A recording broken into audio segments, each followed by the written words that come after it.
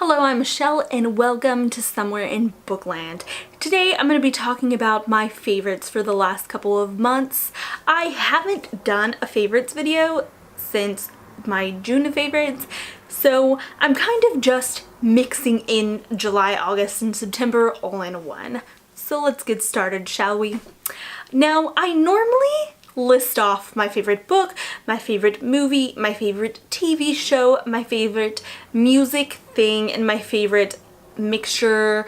It could be a video on YouTube, it could be anything.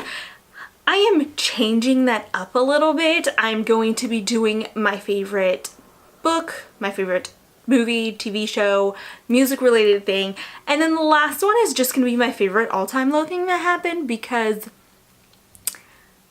it always ends up being all-time low for the music one. So I just thought I'd make them their own little section. So first off, my favorite book in these past 3 months, it would have to be Brightly Burning by Alexa Dunn, because I read this book in July and it was such a surprise to me. I wasn't expecting to enjoy this book quite as much as I did, and I really enjoyed this book. I gave this book a 5 stars, which, I mean, if I didn't, why is it my favorite? But this book follows Stella, who lives on a spaceship that isn't necessarily doing the best. And she helps out as a mechanic on the spaceship and also as a tutor. And so when she gets the chance to apply to a couple of different spaceships as a tutor, she jumps at it. And one of the spaceships that she applies to is the Rochester. And it's a private spaceship, and she's going to be a tutor to one girl. And she ends up getting hired on. And so she leaves and gets on the ship. Now, life on the ship is completely different than what she was used to. They don't have water rations like she used to, or a lot of other things. It's a lot richer of a private ship, and she was on one of the poorest ships. The captain of the Rochester, Hugo, is known for being a drunk and a recluse, but Stella starts to see otherwise. But the Rochester is hiding some secrets, and one of them, Stella believes, is that someone is trying to kill Hugo. I loved this book. It's a retelling of Jane Eyre in space, and I've never read Jane Eyre. I have seen the movie before, but I didn't really remember it, so nothing was spoiled for me going into it. I didn't really know what was going to happen, but I really enjoyed this book. I loved the spaceship setting, and it's not like a high sci-fi book. It's very like low sci-fi. It could be happening anywhere, but it's happening in space type of book. And I just really enjoyed it. I loved the characters. I loved the relationships. I loved the spaceships. I loved this book. I loved it so much. And like I said, I was pleasantly surprised because I wasn't expecting to love it going into it. I had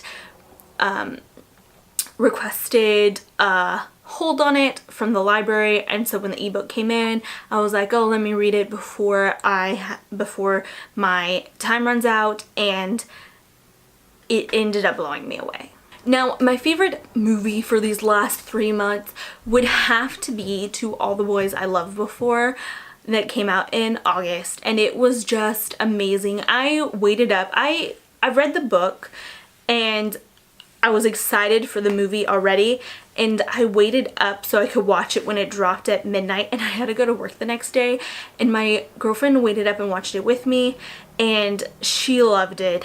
And she wasn't expecting to love it because she was like, oh, it's one of your shows, but she really, really enjoyed it, and I made my mom watch it, and her friend watched it. She went out of state to visit one of her friends, so she had downloaded it on Netflix and started watching it on the plane over, but then she ended up not finishing it on the plane, and so she watched it with her friend. When she got there, they started over. They both loved it.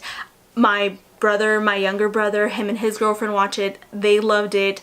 I just loved the movie so much. I think they did the book justice. I think it was the perfect Laura Jean and the perfect Peter Kavinsky. And Kitty, I loved Kitty. I feel like, if I'm not mistaken, I'm pretty sure they aged her up a little bit in the show, but I think it ended up doing so well. I loved how snarky she was, and how she was just like, Laura Jane, you need to do something because I canceled plans to stay home with you and that's sad. And I just loved her sister. And we don't really see her older sister that much. But I mean, I liked her older sister, but like I said, we don't see her as much as we see Kitty, and I loved it. The one thing I didn't like about it was I wish it featured baking more. Baking was such a prevalent thing in the books that I wish it featured it more, and they do have her making cupcakes in the movie at one point, but you get the feeling that she doesn't really bake a lot, and she doesn't, like, she's making cupcakes for her sister, but she doesn't really make them a lot, and like that kind of sucks because she's supposed to be like this baker, and I missed that part. My favorite TV show for the past couple months has to be one I watched last month in September.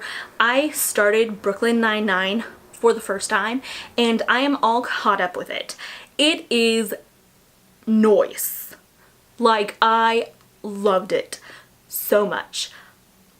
I don't even, like, I loved all the characters. I love Amy and Jake and Captain Holt and Gina and Rosa and Boyle, and it's just amazing. The whole thing's just amazing, and I highly recommend watching it. It is hilarious and A+ on that whole series. I can't wait until the new season starts, and I'm so glad it was saved because I didn't know what I was missing. Now, my favorite music related thing, I can't really think of anything off the top of my head. I know I've heard some songs I've really enjoyed. I know Panic at the Disco came out with the music video for High Hopes, which was kind of cool. It wasn't the coolest music video that they've had. It shows Brendan climbing up a building, like walking up it, and then performing at the top, but I really enjoy that song. And so I like it for the song, but I did like it because it was Panic at the Disco. I've been listening to some YouTuber songs more recently, and those are pretty cool. They're okay. I've been listening to like the Vlog Squad, their different songs recently. I really like, it's like a joke song, but it's entertaining. Boom by Zane from the Vlog Squad. David Dobrik's like squad of friends. He made the song Boom for like his 200th video, and it's like a joke but it's entertaining, and I thought that was cool. I've been listening to Scotty Sires from the Vlog Squad also recently, and yes, I've just been listening to All Time Low a lot also, but that's into my fifth thing, and that is my favorite All Time Low thing, and boy do I have a lot. All Time Low put out the official music video for Birthday, and I love it. I love the color scheme. I love the song. It is one of my, I guess, favorites, but all of their songs are my favorites. But I loved the color scheme. I loved the behind the scenes thing they did where Ryan falls out of his chair. That's hilarious. They've also just released their little limited edition pink vinyl for Everything Is Fine and Birthday, and it's called Everything Is Fine on Your Birthday. And the vinyl is pink, which is just like super pretty.